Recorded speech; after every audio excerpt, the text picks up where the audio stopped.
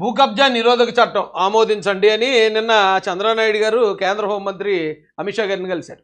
ఇది మామూలు విషయం కాదండి. చూడడానికి ఇది ఒక వార్తలాగే ఉంటుంది. కానీ ఎవడైతే వైసీపీ గవర్నమెంట్లో ఉన్నప్పుడు భూ కబ్జాలకు పాల్పడ్డారో, భూ కబ్జాలు అంటే కొంచెం డిఫరెంట్గా చేశారండి. ఎలా అంటే ఇప్పుడు మన భూమి ఉంటుంది, ఎప్పటి నుంచో ఉంటుంది, మన తాతల దగ్గర నుంచి ముత్తాతల దగ్గర నుంచి మనకు వచ్చి ఉంటుంది, మనం సాగు చేసుకుంటూ ఉంటుంటాం. దాన్ని సడన్గా బీఆర్ఓ వచ్చి మీ భూమి రెడ్ జోన్లో ఉంది, రెడ్ మార్క్ పెట్టారు, దానికి ఆ భూమి మీది కాదంట కదా, మీకు సరైన రికార్డు లేదంట కదా అనేవారు. అలా అన్నప్పుడు పాపం వీళ్ళు అదేంటి మేము ఎప్పటి నుంచో మా దగ్గర ఉంది కదా, అది లేకపోవడం ఏంటి, అరే అలా కాదంటే లేదు, అది ఇంక మీకు సంబంధం లేదు, మీకు రాదే, గవర్నమెంట్ తీసుకుంటుంది అని క్రియేట్ చేసేవారు ఒక సీరియస్నెస్. ఠాగూర్ సినిమాలో హాస్పిటల్లో సీరియస్నెస్ క్రియేట్ చేస్తారు కదా, అలాగా. అప్పుడు వీళ్ళు ఏం చేస్తారు, ఇది మొత్తం 2 ఎకరాలు 3 ఎకరాలు మొత్తం పోయేలా ఉంది, ఈ మొత్తం పోయే కన్నా ఎంతో కొంత అన్నా వస్తే బాగుంటుంది కదా అనే పరిస్థితికి వచ్చేస్తారు. ఫస్ట్ వాళ్ళని ఆ స్థాయి అక్కడ తీసుకొచ్చి అప్పుడు దాకా ఎకరం ₹1,00,00,000 ఉన్నదాన్ని కూడా ఎకరం 5 లక్షలకు అడుగుతారు.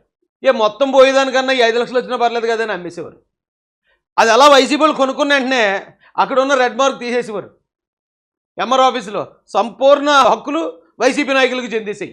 ఇది 1 ఎకరం 2 ఎకరాల విషయం కాదండి, 1000 ఎకరాల్లో కూడా జరిగింది. ఇది వాళ్ళ అంతు తేల్చడానికి చంద్రబాబు నాయుడు గారు కంకణం కట్టుకున్నారని చెప్పాలా. ఎందుకంటే ఇదేం మామూలు విషయం కాదండి. మీరు ఇక్కడ చూడండి, నాయకులు అధికారులు కుమ్మక్కై బలవంతంగా ప్రైవేటు భూములను కూడా నిషేధిత జాబితాలో చేర్చారు.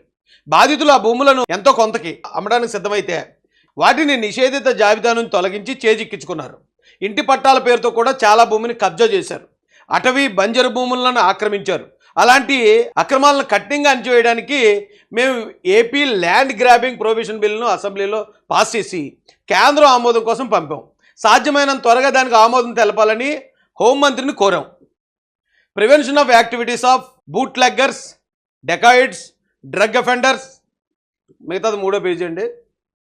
గోండాస్, ఇమ్మోరల్ ట్రాఫికింగ్ పాల్పడే వారిపై పీడీ యాక్ట్ ప్రయోగించడానికి అనుమతి కోరాం.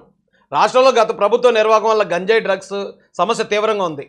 ఈగల్ వ్యవస్థను ఏర్పాటు చేసి దీన్ని నియంత్రిస్తున్నాం. గంజాయిని సాగు స్థాయిలను ధ్వంసం చేస్తున్నాం. ఈ బిల్లు అమల్లోకి వస్తే గంజాయి డ్రగ్స్ పూర్తి నియంత్రణ సాధ్యమవుతుంది. అంటే ఇప్పటిదాకా ఎవరైతే ఇలాంటి ఇప్పుడు ఎలాగా మొత్తం లేదు, లాస్ట్ టైం వాళ్ళని బెదిరించేసాం, ఏంటది నిషేధిత జాబితాలో పెట్టేస్తున్నాం అని భయపెడితే వాళ్ళు ఎంతో కొంత ఇచ్చారు. ఇప్పుడు చక్కగా మనం రిజిస్ట్రేషన్ అయిపోయింది, మన పేరుని రిజిస్టర్ అయిపోయింది, ఆ భూమి మన చేతిలో ఉందని హ్యాపీగా ఎవడైతే ఉన్నాడో కబ్జాదారుడు వాడి మీద కూడా పీడీ యాక్ట్ పడే అవకాశం ఉంది. ఈ చట్టం కనుక అమల్లోకి వస్తే అలా ఎవరెవరైతే బెదిరింపుల ద్వారా తమ భూమిని ఇష్టం లేకపోయినా అమ్మారో వాళ్ళు వచ్చి కంప్లైంట్ కానీ చేశారంటే ఆ కొన్నవాడు సంవత్సరం పాటు జైలుకి పోవడం ఖాయం. దాంతోపాటు ఎవడైతే గంజాయి వాడుతున్నాడో, డ్రగ్స్ వాడుతున్నాడో ఇలాంటి వాళ్ళందరి మీద కూడా పీడీ యాక్ట్ పడిపోతుంది. పీడీ యాక్ట్ పడిందంటే సంవత్సరం పాటు ఏ కోర్టు బెయిల్ ఇవ్వదు, లోపల ఉండాల్సిందే. అంటే ఈ భయంతో అన్న మన యువత ఆ గంజాయి డ్రగ్స్ మత్తులోకి వెళ్లకుండా ఉండటానికి, అలాగే ఎవరైతే భూములు కోల్పోయారో ఆ కబ్జాదారులను జైలుకు పంపించడం ద్వారా వారి భూములు వారు సొంతం చేసుకోవడానికి అవకాశం వస్తుంది. చంద్రనాయుడు గారు ఇది చాలా గొప్ప ప్రయత్నం అని చెప్పాలి. 10/2/2025 అంటే ఈ సంవత్సరం ఫిబ్రవరి 10వ తారీఖున పంచాయతీరాజ్ అండ్ రూరల్ డెవలప్మెంట్ శాఖ నుండి ఓఎస్డి ఆనంద్ గారి పేరు మీద ఒక మెమో రిలీజ్ అయింది. దాని ప్రకారం ఎవరో పాలకుల్లో ఉన్న వ్యక్తి ఈ రాష్ట్రంలో ఉన్న చర్చిలన్నింటికి అనుమతులు ఉన్నాయో లేదో చూడాలని చెప్పి ఏదో ఆర్టీఐ పిటిషన్ వేసాడట.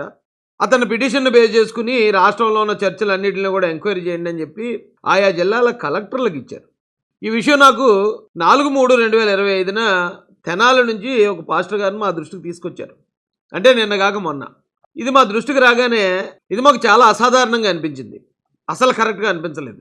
ఎందుకంటే ఒక పక్క సుప్రీంకోర్టు వారే ప్రార్థనా స్థలాల చట్టంపై సుప్రీంకోర్టు కీలక ఆదేశాలు జారీ చేసింది. దేశంలోని అన్ని ప్రార్థనా స్థలాల్లో వెంటనే సర్వేలు నిలిపివేయాలని అత్యున్నత న్యాయస్థానం ఆదేశాలు జారీ చేసింది. అంతేకాకుండా ఆలయాలు, మసీదుల్లో సర్వేపై ఎలాంటి కొత్త కేసులను విచారణకు స్వీకరించరాదని దేశంలోని అన్ని కోర్టులకు సుప్రీంకోర్టు ఆదేశాలు జారీ చేసింది. మతపరమైన అంశాల్లో ఆదేశాలు నిలిపివేయాలని కోర్టు ఆదేశించింది.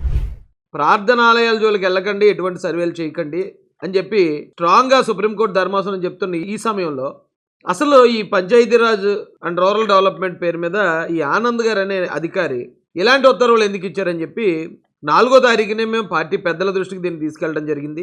అలాగే నిన్న 5వ తారీఖు ఉదయం దీన్ని మహాసేన మీడియా ద్వారా ఈ విషయాన్ని ప్రజలకు కూడా తెలియజేయడం జరిగింది. ఇది రాజ్యాంగ వ్యతిరేకం, ఒక మతానికి సంబంధించి ఆలయాలకు సంబంధించి ఎటువంటి ఉత్తర్వులు అది మన రాష్ట్రానికి మంచిది కాదని చెప్పి మేము తెలియజేయడం జరిగింది.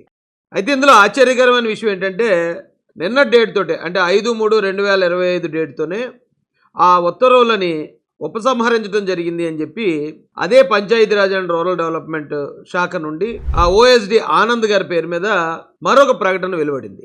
ఇది చాలా సంతోషకరమైన విషయం. అయితే గతంలో ఫిబ్రవరి 10వ తారీఖున వచ్చిన ఆ మెమో మీద చాలామంది గవర్నమెంట్ విమర్శిస్తూ చాలా వీడియోలు చేశారట. అంటే మేము చూడలేదు.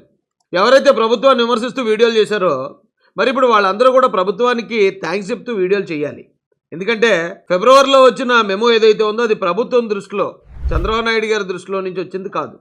అది ఎవరో కంప్లైంట్ ఇస్తే ఎవరో ఒక అధికారి తీసుకున్న నిర్ణయం మాత్రమే. కాబట్టే ఈ రోజున ఈ విషయాన్ని మనం ప్రభుత్వం దృష్టికి తీసుకెళ్ళగానే, మీడియాలో బయటికి రాగానే వెంటనే ప్రభుత్వం దీని మీద తక్షణ చర్యలు తీసుకుంది.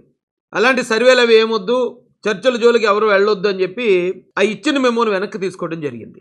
దీని వెనక నారా లోకేష్ గారి కృషి ఉంది అని చెప్పడానికి కూడా మేము ఎంతో ఆనందిస్తున్నాం. ఈ రాష్ట్రంలో ఉన్న అన్ని మతాలకు చెందిన వ్యక్తులు కూడా ఈ రాష్ట్రానికి చెందిన పౌరులుగా ప్రభుత్వం గుర్తించడాన్ని మనందరూ స్వాగతించి తీరాలి. అయితే గతంలో మేము తెలుగుదేశం పార్టీలో జాయిన్ అయ్యి తర్వాత కొద్ది రోజుల తర్వాత ఎలక్షన్ ముందుకు వచ్చేటప్పటికి బీజేపీతోనూ అలాగే జనసేనతోనూ పొత్తు కుదిరిన తర్వాత ఇదే క్రిస్టియన్ సోదరులు చాలామంది మమ్మల్ని విమర్శించారు. రాజేష్ మాసాన్ని ఎలా సపోర్ట్ చేస్తాడు కూటమికి, క్రిస్టియన్ వ్యతిరేక నిర్ణయాలు తీసుకునే వ్యక్తులకు ఎలా సపోర్ట్ చేస్తాడు, తెలుగుదేశం పార్టీ కూడా ఈ రోజున వారితో పొత్తు కలిపింది కదా, మీరు ఎలాగా పార్టీకి సపోర్ట్ చేస్తారని నన్ను తిట్టిన వాళ్ళందరూ ఇప్పుడు ఏం సమాధానం చెప్తారో చూడాలి.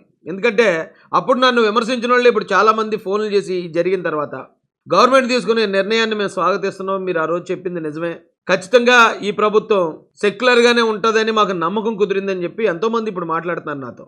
అందుకే దేన్ని కూడా ఎవరో చెప్పిన మాటలు నమ్మి మనం రియాక్ట్ అవ్వకూడదండి.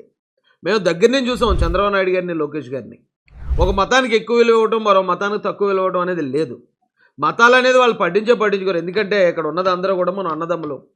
అందరిది ఒకటే జాతి, తెలుగు జాతి. ఇంకా చెప్పాలంటే అందరిది ఒకటే జాతి, భారత జాతి అని నమ్మే వ్యక్తులు వాళ్ళు. అయితే ఈ సందర్భంగా ఆంధ్రప్రదేశ్లో ఉన్న అన్ని చర్చల తరపున, క్రిస్టియన్ సోదరులు అందరి తరపున కూడా గౌరవ ముఖ్యమంత్రి చంద్రబాబు నాయుడు గారికి హృదయపూర్వక ధన్యవాదాలు తెలియజేస్తున్నాం. అవకాశం ఉంటే ఆ చర్చల నుండి పాస్టర్లు కానీ, సంఘ పెద్దలు కానీ మీరు కూడా గౌరవ ముఖ్యమంత్రి నారా చంద్రబాబు నాయుడు గారికి కృతజ్ఞతలు చెప్పాల్సిందిగా కూడా మేము మీ అందరికీ పిలిపిస్తున్నాం.